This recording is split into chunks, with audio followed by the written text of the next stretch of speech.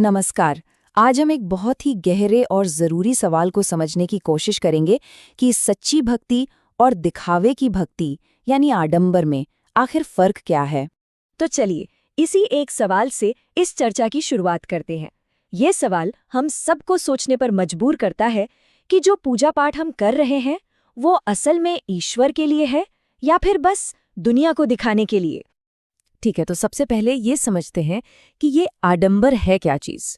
मतलब वो भक्ति जो भक्ति कम और एक तरह का परफॉर्मेंस ज़्यादा होती है। इसे मिथ्या भी कहा गया है, जिसका सीधा मतलब है दिखावा। एक ऐसा काम जो बाहर से देखने में तो बहुत भक्ति वाला लगता है, लेकिन अंदर से उसके पीछे की भावना बिल्कुल खोखली होती है।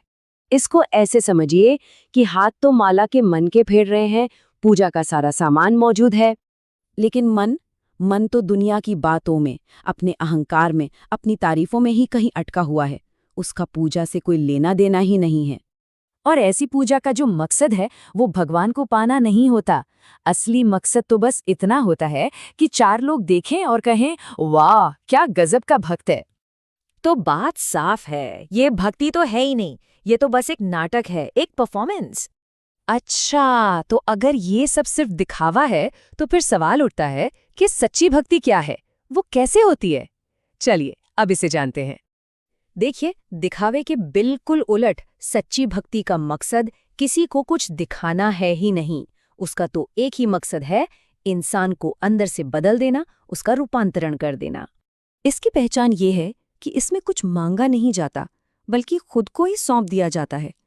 इसमें कोई दिखावा, कोई शोर शराबा नहीं होता, बस एक गहरी सच्ची शांति होती है।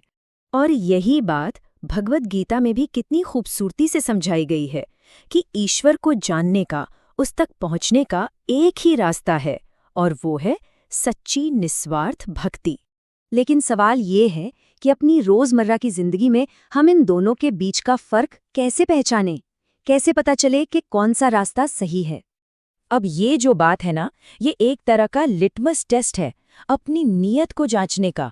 बस खुद से एक सवाल पूछना है, मन बेचैन कब होता है? जब पूजा छूट जाती है या जब लोगों से तारीफ नहीं मिलती? जवाब आपके सामने होगा। इस बात को एक बहुत ही सुंदर उदाहरण से समझाया गया है। देखिए, सबके सामने मंदिर में एक दिया जला देना, ये कितना आसान काम है ना? लेकिन अपने दिल के अंदर, अपने मन के अंधेरे में रोशनी का दिया जलाना, ये मुश्किल काम सिर्फ और सिर्फ सच्ची भक्ति ही सिखा सकती है। और यही जो फर्क है ना, ये आज के डिजिटल जमाने में, सोशल मीडिया के दौर में समझना और भी ज्यादा जरूरी हो गया है। जरा सोचकर देखिए, आज हो क्या रहा है। सेवा की जा रही है, पर उसका असली मकसद सेवा कम और एक अच्छी सी फोटो खिंचवाना ज्यादा है।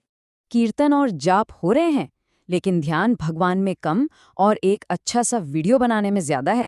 और भक्ति, वो तो बस सोशल मीडिया पर कुछ लाइक्स और कमेंट्स पाने का एक जरिया बनकर रह गई है।